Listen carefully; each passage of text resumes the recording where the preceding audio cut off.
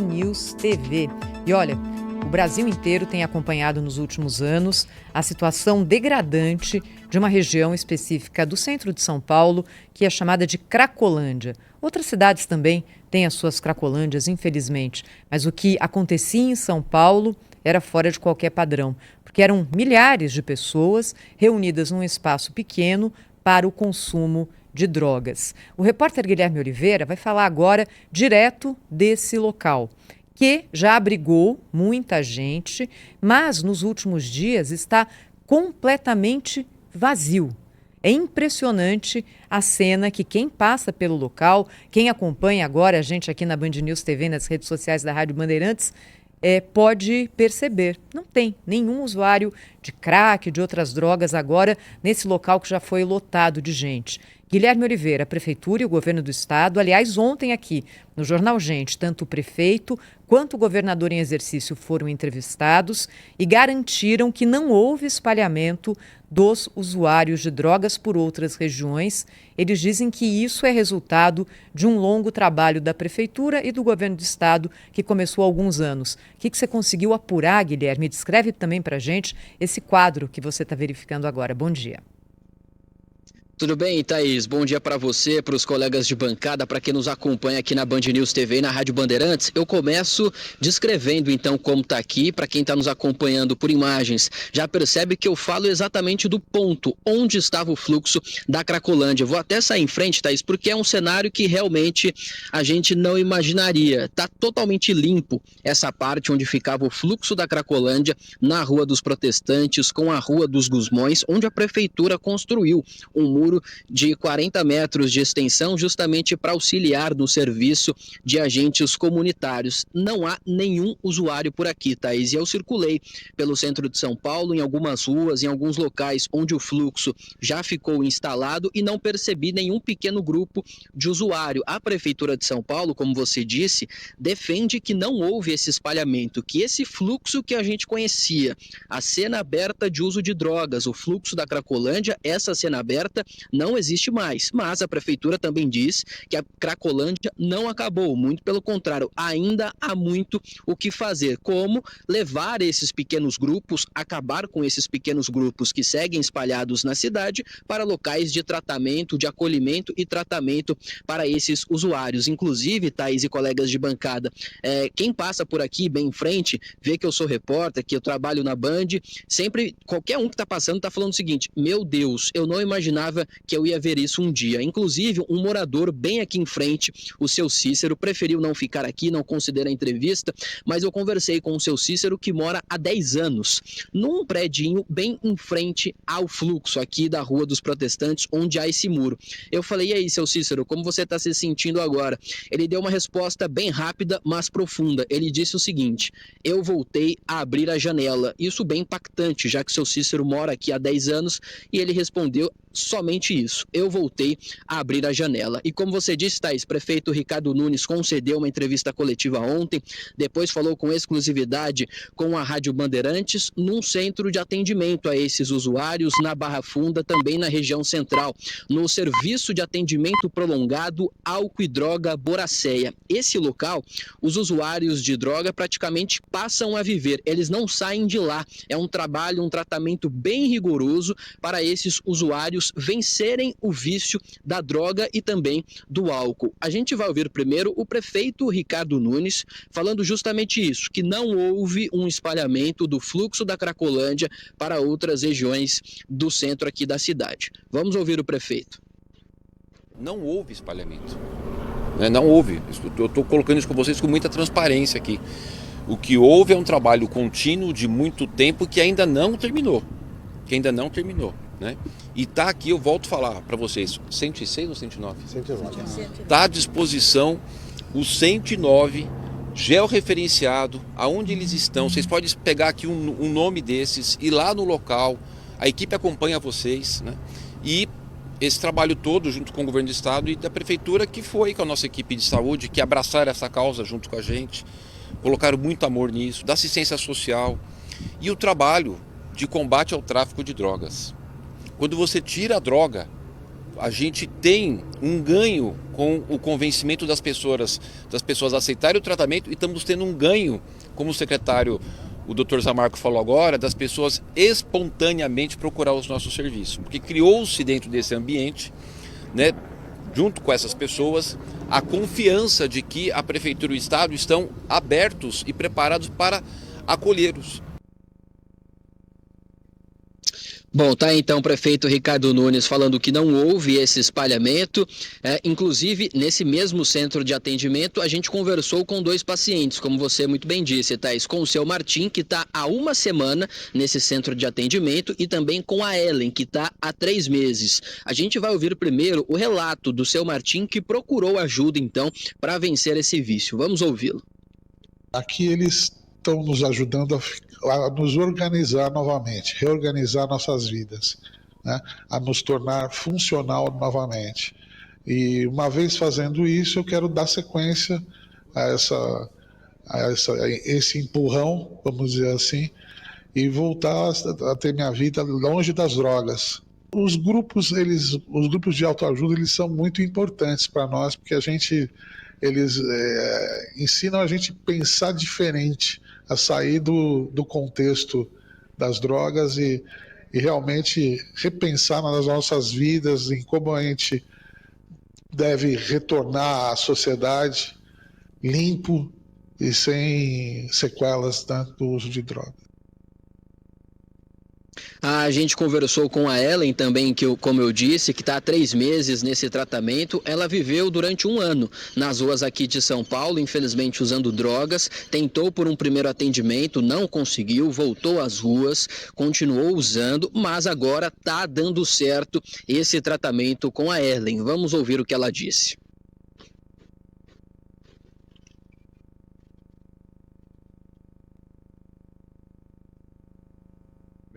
Cada dia mais.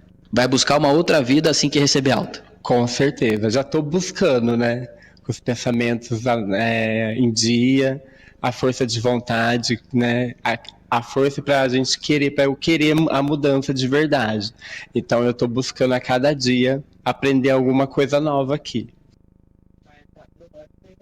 Thaís, colegas de bancada, só um outro relato antes de entregar para vocês. A segurança, o policiamento bem reforçado aqui no centro de São Paulo. Como eu disse, antes de vir para cá, onde era o fluxo da Cracolândia, eu andei no entorno, aqui em algumas ruas do centro, bastante viatura da Polícia Militar, cavalaria da Polícia Militar e rondas da Guarda Civil Metropolitana, guardas em motos e também em carros. De fato, uma segurança muito reforçada por aqui no centro da capital, e eu saio de frente das imagens aqui de novo, da frente da câmera, para vocês acompanharem onde era o fluxo da Cracolândia, hoje totalmente limpo por aqui, sem usuário, e a prefeitura dizendo então que não houve o espalhamento dos usuários que estavam por aqui, mas sim pequenos grupos que já existiam pelo centro da capital. Pessoal.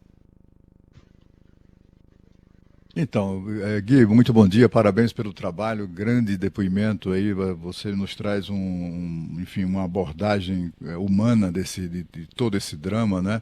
Eu queria saber o seguinte, essa questão do espalhamento, né? Ontem o vice-governador nos garantiu aqui que não há isso, hoje aparece aí, nós vimos, você ouviu o prefeito afirmando a mesma coisa, que não há o espalhamento, mas não se fala de outra coisa entre os paulistanos, né? Eu ouço muita gente que vive em São Paulo que se queixa exatamente disso. Não é que se queixe, até gostam, consideram que talvez seja inevitável isso, né?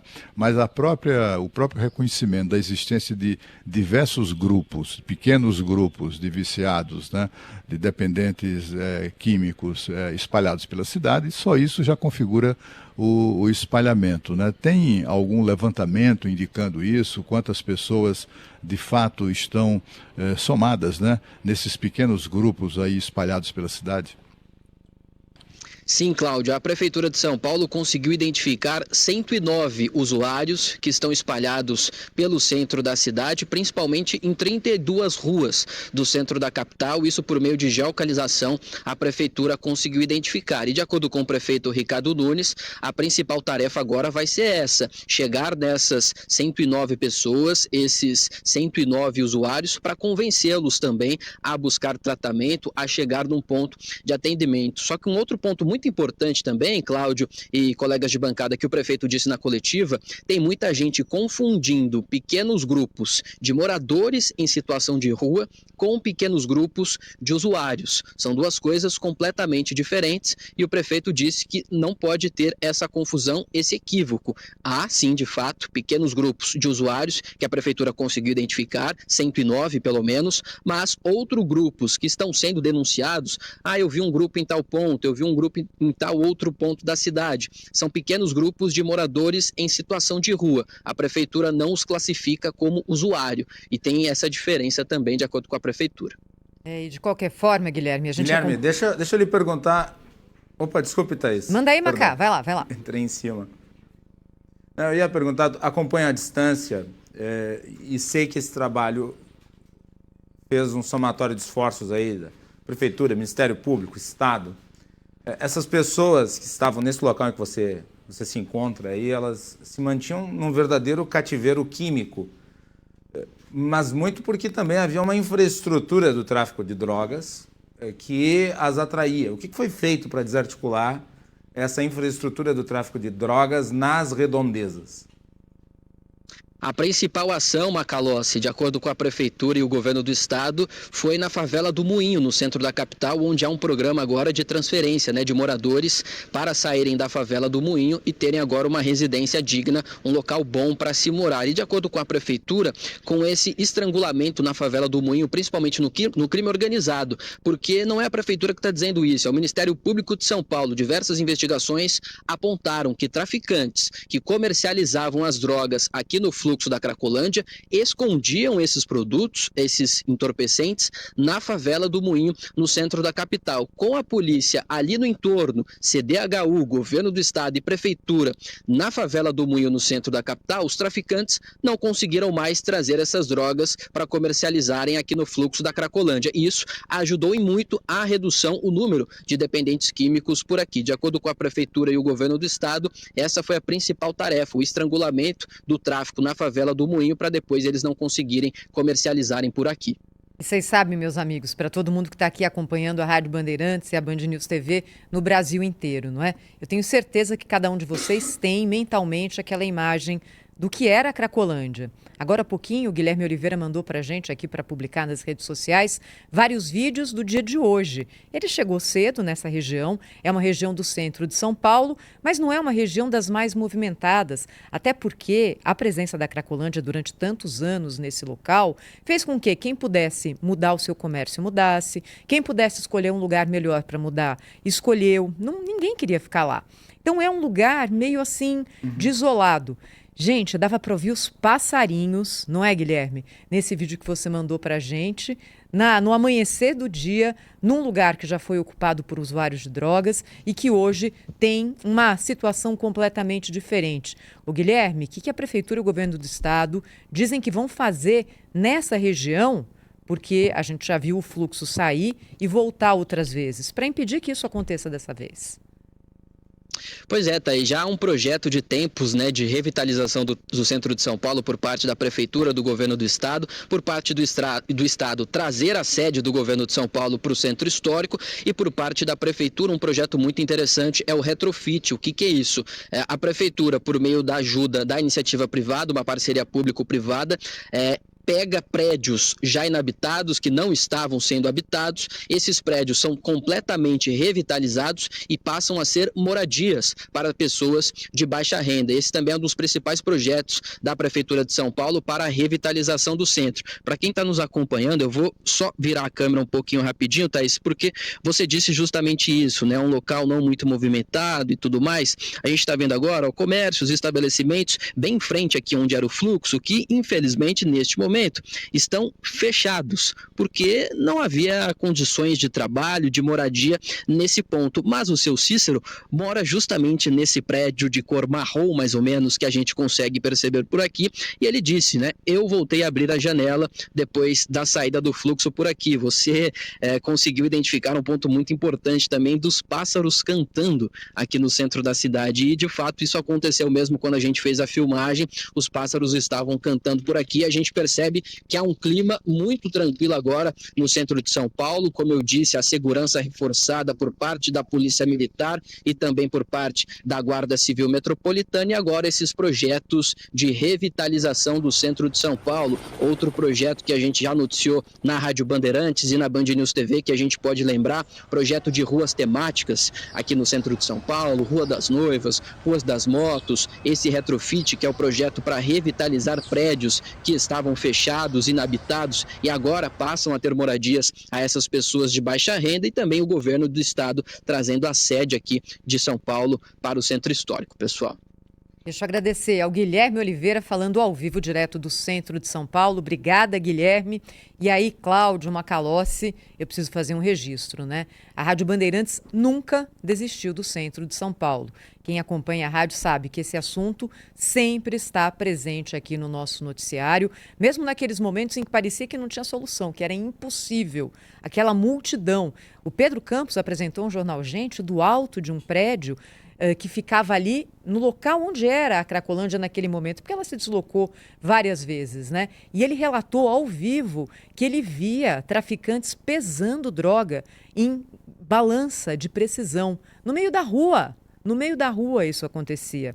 Nós fizemos vários fóruns aqui para apontar soluções possíveis, e acho que fica aqui também a lição e acho que o alento para outras cidades do país que também têm os seus fluxos de consumo de droga, que a gente não pode desistir das nossas cidades. Achar que é normal que haja uma multidão consumindo crack a céu aberto e que isso seja usado pelo tráfico até como proteção contra ações da polícia. Tomara, mas eu torço muito para que isso siga dessa forma em São Paulo. Ainda não dá para dizer que página virada, mas alguma coisa sim está muito, muito diferente. Pois é, a Rádio Bandeirantes, o Grupo Bandeirantes nunca desistiu do centro de São Paulo, né? Ao longo dos anos, né, Thaís? Fosse quem fosse, o sujeito assumiu o cargo de prefeito, de governador, vice-governador, secretário da área. Tava aqui a Rádio Bandeirantes, a TV Band News, o Grupo Bandeirantes, cobrando dessas autoridades, dessas novas autoridades, né, compromisso com a solução do problema. Finalmente ele se resolve, pelo menos foi o que de melhor já aconteceu do ponto de vista da solução do problema. Se avançou muito, eu estou absolutamente impressionado com as imagens que o Guilherme Oliveira nos trouxe e com, enfim, o que traz muito alívio para a população de São Paulo de uma maneira geral. É claro que ainda que haja que possa vir a ser definido como espalhamento, essas centenas de pessoas que ainda estão envolvidos com isso em diversos pontos da cidade, isso é absolutamente, infelizmente, né, comum numa grande cidade como São Paulo. Eu estou muito impressionado com o resultado disso tudo e também todos aqui muito felizes, como a Thaís já se manifestou, e aliviados por testemunharmos isso. É um momento mesmo para a nossa história. Pois é. E aí, só lembrar mais uma coisa. Me lembro, Cláudio Macalossi, do dia em que o promotor Lincoln Gaquia, sentado aqui nessa bancada no jornal Gente, falava sobre as operações que o Ministério Público estava fazendo junto com a polícia para fechar hotéis, ferros velhos, pequenos bares que atuavam na região. E ele falou, olha, isso parece pequeno, porque você vai lá, é uma portinha, você fecha, parece que... Mas isso vai ser fundamental para estrangular o movimento do tráfico, porque esses estabelecimentos eram usados pelo tráfico como ponto de apoio, como lugar para guardar droga, como proteção, como local de aliciamento, enfim. Havia ali o entorno dessa área que foi formada pelo tráfico para fazer com que o esquema permanecesse. Isso aconteceu no ano passado, com o fechamento desses comércios, hotéis, ferros velhos e bares, e isso começou, de fato, a dificultar, pelo menos, a vida do traficante que atuava no centro de São Paulo. 8h59, já tem mais notícia aqui no Jornal Gente, na Rádio Bandeirantes e também na Band News TV. Rede Bandeirantes de Rádio.